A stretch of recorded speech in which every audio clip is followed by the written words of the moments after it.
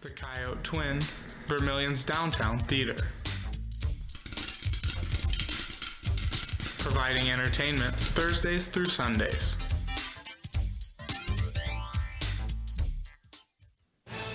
Tonight on Coyote News, Dakotathon returns for the kids after 2 years.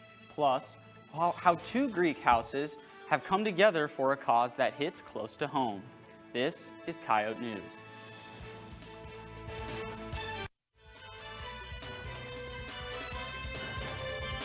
Live from the Al Newharth Media Center, this is Coyote News. Welcome to Coyote News. I'm Philip Larson. And I'm Sydney Funderman. This year, Dakotathon hosted their 25th dance marathon to help raise money for the Children's Miracle Network and the Sanford Children's Castle. Dakotathon raised over $100,000 in donations this year. This money was raised by Miracle Makers and over 25 morale captains. So far, my favorite part has been being able to meet the kids and just kind of hang out, because you fundraise all year, you don't really get to meet everybody or know who you're really doing it for until the big day of, and then you get to hang out with them, and it just makes it a lot more special, more sentimental. The dance marathon was 25 hours instead of 24 to celebrate 25 years. Dakotathon is a year-round organization, but the 24-hour dance marathon is their biggest fundraising event. Dakotathon is the largest nonprofit organization on campus and does year-long fundraising. Miracle Makers try to raise $200 throughout the year. So I love the dancing part. I think that's the fun part, and I love being able to interact with the Miracle kids. More than just the money. I like, they're having such tough lives at such young ages. It's nice to have just one day where they can come and be kids, and we can facilitate that. During the marathon, morale captains and Miracle Makers asked for donations to help them reach their goal. For Coyote News, I'm Bennett Clary. Dakotathon is the largest student organization on campus and the highest student-run philanthropy in the state of South Dakota. The South Dakota House has voted to impeach Attorney General Jason Rounsberg. The vote comes nearly 2 years after Rounsberg hit and killed pedestrian John Bover. Rounsberg said he initially believed he had possibly hit a wild deer or animal. The vote to impeach was 36-31, with all 8 Democrats voting yes to impeach. Rounsberg is the first state official in South Dakota history to be impeached. He will be temporarily removed from office until his June 21st trial reaches a verdict. Should he be convicted, he won't be able to hold state office again. Governor Kristi Noem has vocalized her support for impeachment and says the House did the right thing for John Bover's family and the people of the state. Coyote News' Landon DeBoer is live in the Muck to hear from a USD professor about what this historic impeachment means. Landon? Thanks, Phil. I'm here with Dr. Michael Card, a faculty member in the Political Science Department. This impeachment, as we just learned about, is very historical. What kind of significance does this have? Well, it is the first time that South Dakota has impeached an official. There was a close call once before with a judge who was accused of improper conduct, but certainly this is the first time that the full impeachment has taken place, leading to a trial in the Senate. And with political figures, we've seen crash with Governor Janklow in 2003. What kind of similarities and differences do you see between this event and that one? Well, one of the similarities for the two individuals is they had a history of traffic missteps or traffic crimes that were often not ticketed, but they had a history of traffic offenses that led to the death of an innocent person. And we've seen Governor Noem be very vocal about her support for impeachment. Is this typical of the executive branch in these kind of situations? I don't know the answer to that, because this is really the first time it's happened in South Dakota. Most states have a divided government, and certainly if there's a governor of one party and a person who has committed or accused of committed a crime that would lead to impeachment of the opposite party, absolutely they call for that. It's interesting in South Dakota that we have a more conservative wing of the Republican Party and perhaps a more moderate wing of the Republican Party, and we're seeing some of the differences in the votes that were mentioned by the previous can't think of what his name is. But this is unusual, especially when this will be after the primary election and right before the state convention, where the nominee for the Attorney General will be selected by the delegates to that convention. And this is very interesting because Attorney General Ravensburg has been campaigning to try to get delegates that he knows elected to the convention ostensibly so that he can be nominated for the Attorney General. So this will take place about a week before that convention occurs. Well, thank you so much for being here, Dr. Card. We really appreciate your insight. Pleased to be here. Live in the Muck for Coyote News, I'm Landon DeBoer. Thanks, Landon. The Senate will hold an impeachment trial in the case of Ravensburg on June 21st and 22nd. This past Tuesday, USD fraternity Delta Tau Delta and sorority A Phi put on Katie's Carnival, a philanthropy event for USD students and community members. The event was to raise money for Katie Parsons, an Alpha Phi alumna who was diagnosed with breast cancer. At the event, there was cotton candy, a dunk tank, and various games and prizes. So it's called Katie's Carnival. It's Alpha Phi and Delta's philanthropy this year. We put it on because Katie is one of the Alpha Phi alumni, and she just got diagnosed with stage 4 breast cancer, and her husband was actually an alumni of Delta Tau Delta. But yeah, we thought that this was really special for them. Yeah, they've done a good job giving back to us, and it's kind of our time to give back to them. We really want to do this for our alumni and make the connections a little bit better for our alumni. Was diagnosed with stage 4 breast cancer. Her husband was a Delta Tau Delta alumnus with the event bringing both houses together. All proceeds from the event went toward Katie Parson and her family. Coming up, the Vermilion Cultural Center hosts its annual Fools 48 Film Festival, plus International Club brings back the Festival of Nations in person. It's all happening now on Coyote News.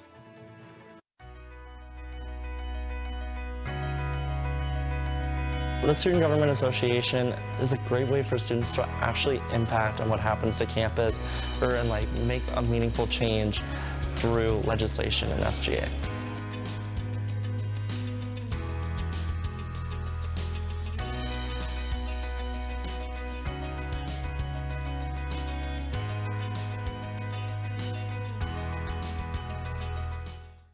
This is Coyote News. Film lovers in Vermilion got to show off their video skills this last weekend. The Fools 48 Film Festival took place at the Coyote Twin Theater Monday night. 8 teams were given topics last Friday and had 48 hours to write, produce, and direct a short film. The films shown ranged anywhere from mystery to comedy and drama. After the films were screened, the audience got to vote on a People's Choice Award, which went to the film Band-Aid. The film Tales from the Vortex Blotter took home the night's highest honor with Best Picture. The team behind it says USD Art Gallery director Amy Phil got them to take part. Amy just suggested that we do it, and if Amy wants to do something, I'm always up for it. So I said yes. What bad thing could happen? The action when their names were called. Goes to. I didn't even hear it. She didn't. I was like, that's us, you know. What? No, it's us. Let's go. Come on, get up. It was a shock. It was a shock. It was a big surprise because I think we just enjoyed being together for the weekend and having a lot of fun and laughs and trying different things. Winners of the festival received a golden VHS tape and prize money. The competition included a variety of entries from college professors, Vermilion residents, and USD students. As the spring semester wraps up, 3 female graduate students in the art department are defending their thesis in an exhibit entitled Women Unraveled, Moments of Resilience. Located in the John A. Day Gallery, the exhibit features artists Sonia Perea Morales, Yasmin Mokhtan, and Natalie Higgison. Their paintings and sculptures express what the term resilience means to them. Moments of Resilience is showcasing moments in our lives that required us to be resilient or are why we are resilient. Perea Morales says that her work reflects on childhood trauma and resurfacing memories, and that painting helps to rid herself of negative energy. The exhibit will run until tomorrow night and be capped off with a reception from 5 to 7.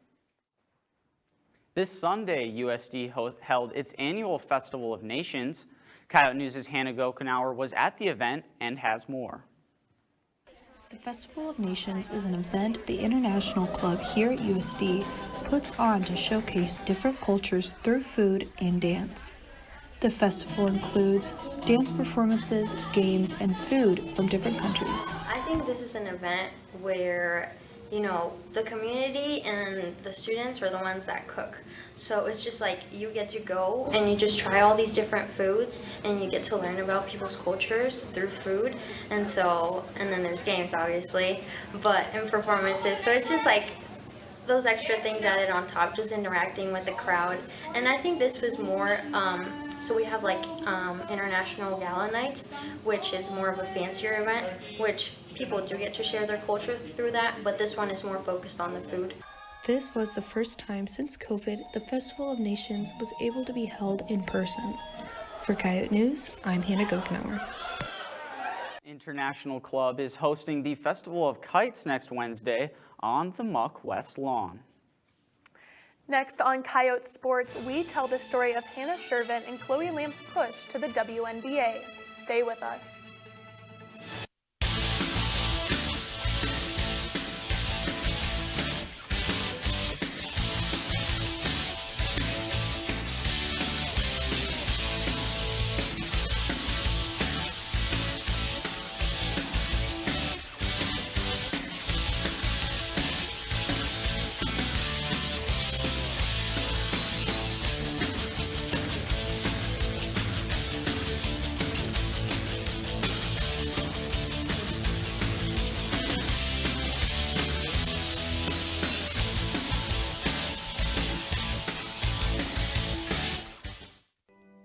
In the United States, approximately 6.3 million animals enter shelters every year. Of those, only 3.2 million will be adopted, and over 920,000 will be euthanized. Help put a stop to animal homelessness, save a life, and rescue your next best friend. This is Coyote News. This is Coyote Sports. I'm Michael Stake. And I'm Hannah Gokenauer. USD's new head women's basketball coach, Kayla Karius, is already practicing with the team. Karius was an assistant coach for the Coyotes from 2016 to 2018, coaching under Don Plitzowite. She was also the recruiting coordinator, where she helped bring in Chloe Lamb, Hannah Shervin, and Liv Korngable. After leaving USD, she spent 3 years in Wisconsin before going to Drake last year as an assistant coach. She inherits a Coyotes team that made the Sweet 16, but 4 players she recruited in her first stint at USD all graduate this year, making Allison Poplowski the only Karius recruit on the roster. Karius will need to hire an entire new coaching staff, as well as the assistants last year went with Plitzowite to West Virginia. We have just learned that Karius has signed Walker Demers as her first recruit. Demers is a 6'3" center from Grafton, North Dakota. 6-year seniors Chloe Lamb and Hannah Shervin have been leaders on the women's basketball team for 5 years and saw their college careers come to an end. As Coyote News' Bennett Clary reports, that doesn't mean they're done with basketball. Lamb and Shervin have both been to the NCAA 4 times during their careers. The team fell to the University of Michigan, but Lamb and Shervin led their team to victory against Baylor and Ole Miss in the NCAA tournament. This might be just because it's more recent, but I'll never forget singing the fight song, our school song, with our fans after we beat Ole Miss. After the tournament, Lamb attended the So You Want to Be a Coach program to learn more about a possible career in coaching. Both Lamb and Shervin entered the WNBA draft. Lamb says she does not want to regret not entering and giving it her best effort. The results for the WNBA draft were posted Monday night at 6 p.m., and Shervin was drafted to the Minnesota Lynx. In a Zoom interview with Coyote News, Shervin says she would like recruiters to know she brings more than her basketball skills to the court. she also brings her leadership and work ethic. Both Lamb and Shervin say they enjoyed working with Coach Plitzewhite and learned a lot from her on and off the court. For Coyote News, I'm Bennett Clary. The Lynx will open against the Seattle Storm on May 6th. In a press conference this morning, Shervin said her selection didn't go exactly as planned. When I talked about entering the draft with my family, they're like, well, what if you get drafted by the Lynx? And I was like, that's not going to happen. Like they're too good. I just have them on a different level when I think about women's basketball. So to know that, I'm on their roster right now and that I'm going to training camp this weekend it's a dream come true. The kind of almost sad thing about the WNBA draft is, unlike the men, they don't give it as much focus in the second or third round. So I was actually announced during a commercial break. So we were watching, but I wasn't expecting, or really super locked in. And then all of a sudden everyone around me was kind of celebrating and I was just shocked. Although Shervin's been drafted and signed by the Lynx, she still needs to officially make the team roster during tryouts. The Coyotes track and field team participated in the KT Woodman Classic last weekend in Wichita. The Coyotes ended the 4-day event winning 6 event titles on Saturday. Sophomore Eric Hammer won the men's pole vault event, moving to 7th in the nation. Lydia Kapp recorded the second best distance in program history in the women's hammer throw, winning the event as she set a personal record in the process. USD also gained victories in 4 other women's events in the 400-meter hurdles, the 4x400-meter relay, the high jump, and the pole vault competition. The Coyotes will be back in action tomorrow, where they will be competing in 2 events in California. The Pacific Coast Intercollegiate and the Mount Sac Relays. Both events will wrap up on Saturday. Despite changing weather forecasts, the USD golf team are in action. Coyote News' Landon DeBoer is live in the Muck to hear how the men's golf team is doing. Landon? Thanks, Michael. I'm here with Max Schmidtke of the USD men's golf team. You have one more meet before the Summer League tournament. How will you use this meet to kind of prepare for the tournament? Well, it'll be a good test for us. Looking ahead at the weather forecast, it should match up pretty similarly with what we're supposed to see in Kansas. So we'll have a good opportunity to kind of get exposed to those conditions and competition atmosphere, and then ultimately put it to the test at conference. And what kind of goals do you and the team kind of have going into these last couple meets? I think we want to keep building on what we've been doing so far this spring.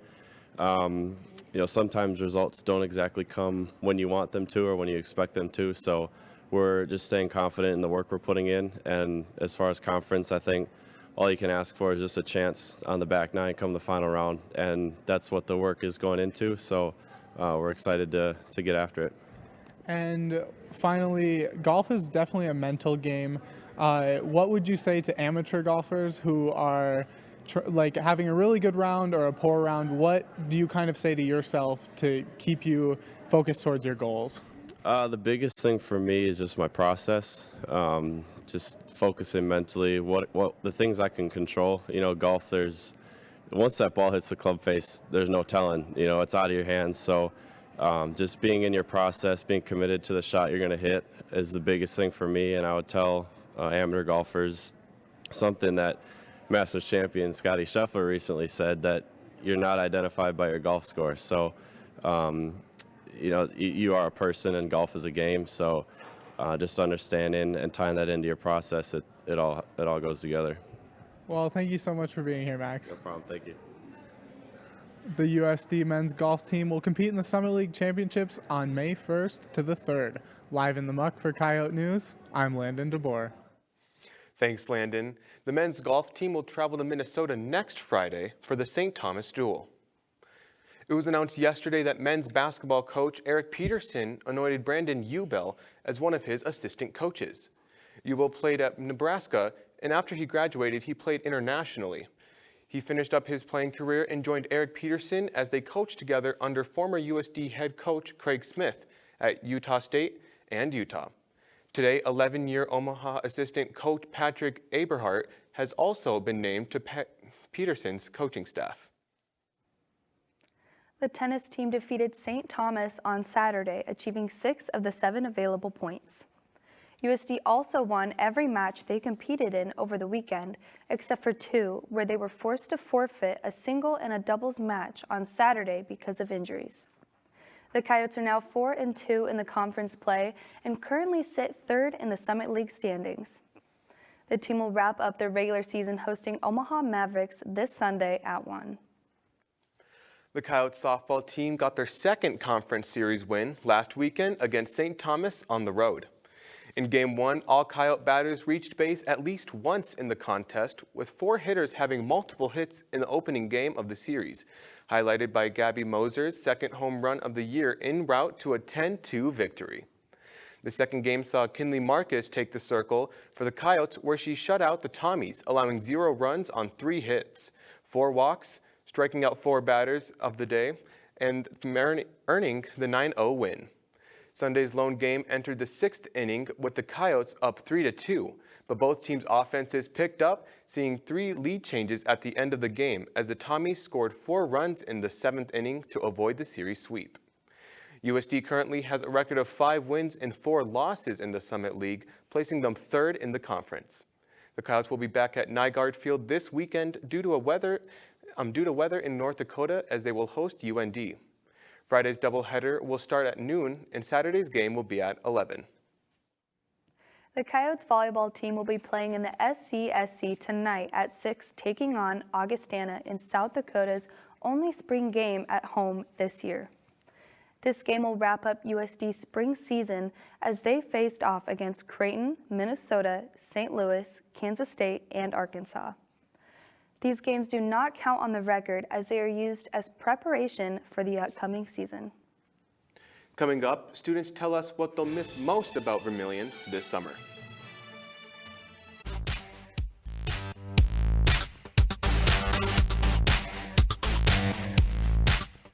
My favorite thing about the International Club is the different events they hold within the school year.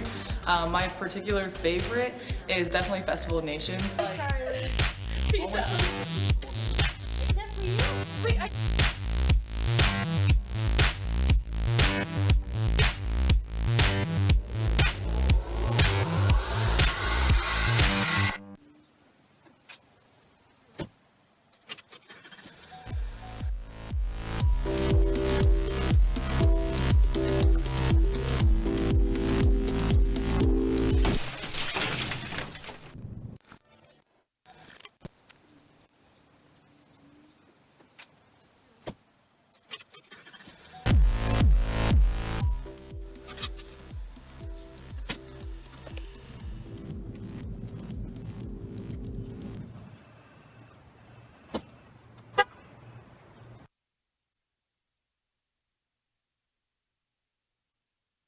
This is Coyote News.